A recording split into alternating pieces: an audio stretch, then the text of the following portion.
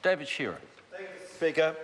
And I'd like to pick up a little bit on that line. I think what I'd like to speak about, sir, is about reputation, and New Zealand's reputation, our reputation in the world. Although we're a small country, we have a reputation for fairness, for transparency, for honesty, and that counts for a lot. It counts for a lot for a country of only 4.5 million people amongst many of the other larger companies that we are held in respect and listened to.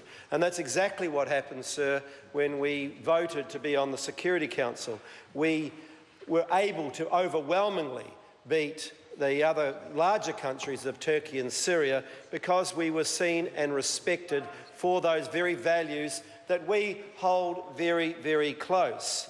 And, sir, I was up in New York a couple of weeks ago and had the opportunity of being able to sit in on the Security Council deliberations that were going on during that time, and we were held in high regard. And I pick up what Mark Mitchell was just saying just now with our work on the Syrian file, on the humanitarian aspects of and access, on the sanctions to stop terrorism being funded, and also our ability to bring a fresh approach to the Security Council in challenging the older members, the established members, the P5.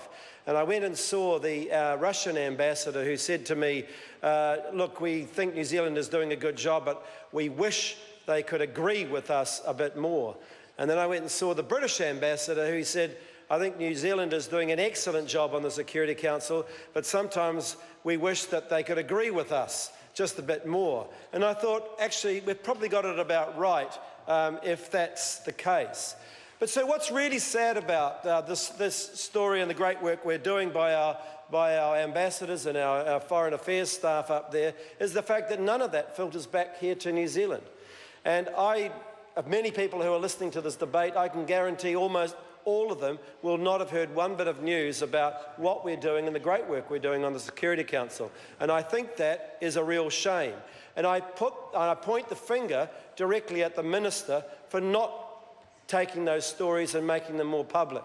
He seems to be sitting on that and, in a sense, saying, we can do it, we know all about it, we don't need to involve you, taking a leaf out of the Tim Grosser book, when he was negotiating around TPP, who didn't feel it was necessary to talk with anybody in New Zealand about what he was doing. It was that arrogant, smug, rather out-of-touch approach of, we know what's best for you and we don't need to tell you what we're doing.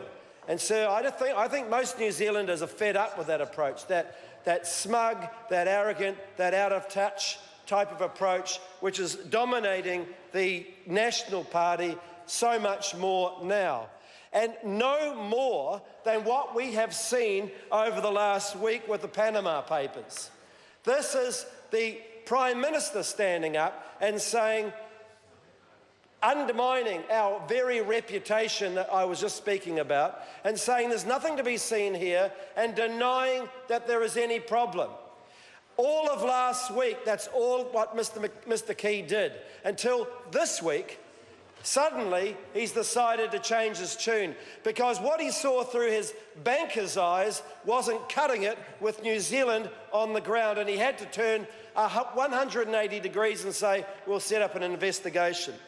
Sir, there is something to be seen here. There is a problem, and as one economist said, foreigners can set up untaxed trusts in New Zealand without disclosing their identity or their details of what they're being used for. And because of that, sir, we are seen as a soft touch and as a tax haven.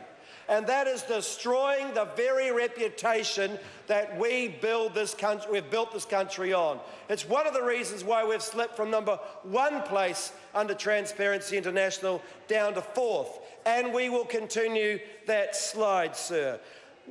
Our response has been solely inadequate in dealing with what's going on. Though that money that has been squirreled away by corporations and individuals and world leaders across the world could have paid for more taxes to go to education, to go to health. $1 trillion that is estimated has been taken out of developing countries, sir. Our reputation is at stake. The Honourable Jerry Brown.